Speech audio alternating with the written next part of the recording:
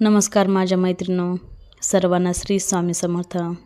आज आपण बनवणार आहोत पनीरची भाजी। चला तर मग आपण पनीरची भाजी बनायला सुरू करूया।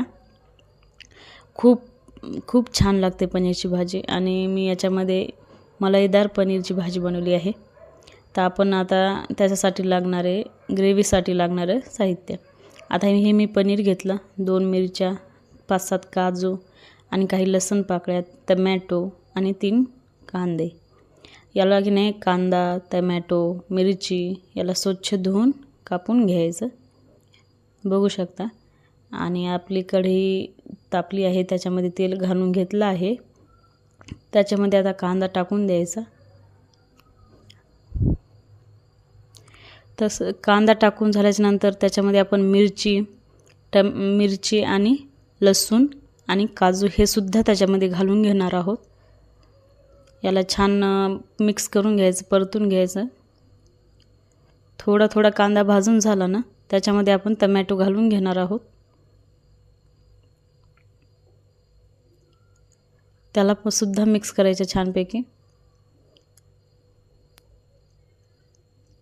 त्याच्यामध्ये थोडंसं आपण मीठ घालून घ्यायचं, म्हणजे जेणेकरून आपला टोमॅटो त्याच्यात भाजला पाहिजे छान। आता याला की नाही, आता आपलं मिश्रण तयार झाल्याच्या नंतर याला थंड करून मिक्सरच्या भांड्यामध्ये काढून घ्यायचं आणि ग्रेव्ही करून घ्यायची।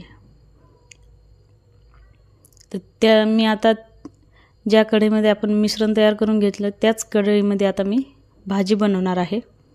तर तेल घालून घेतलं मी कढईमध्ये आणि आपलं तेल तापलं सुद्धा आहे। आता जी ग्रेव्ही करून घेतली होती ना, ते त्याच्यामध्ये टाकून घ्यायची।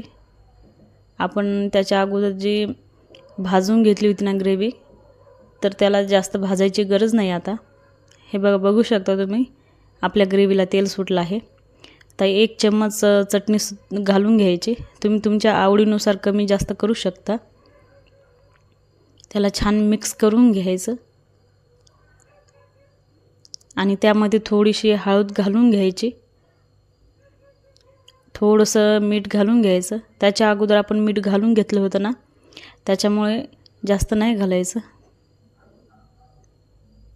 आता मीठ घातल्याच्या नंतर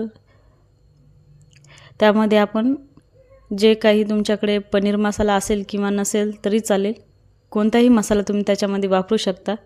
माझ्याकडे पनीर मसाला होता, मी त्याच्यामध्ये घालून घेतला आणि गरम मसाला सुद्धा घालून घेतलेला आहे।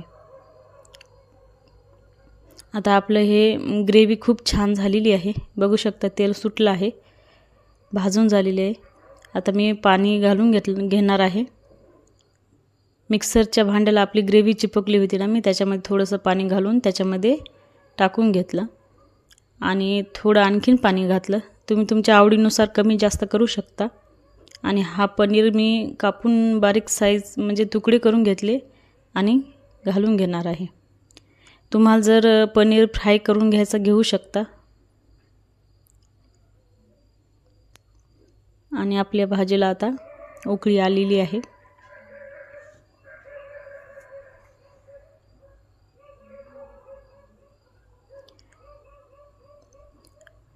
छानपैकी तिला शिजवून घ्यायचं 5-10 मिनिट। आपली भाजी छान शिजलेली आहे।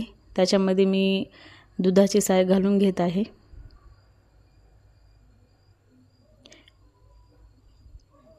तुमच्याकडे जर दुधाची साय नसेल तरी चालेल, ताज्या दुधावरची साय घ्यायची।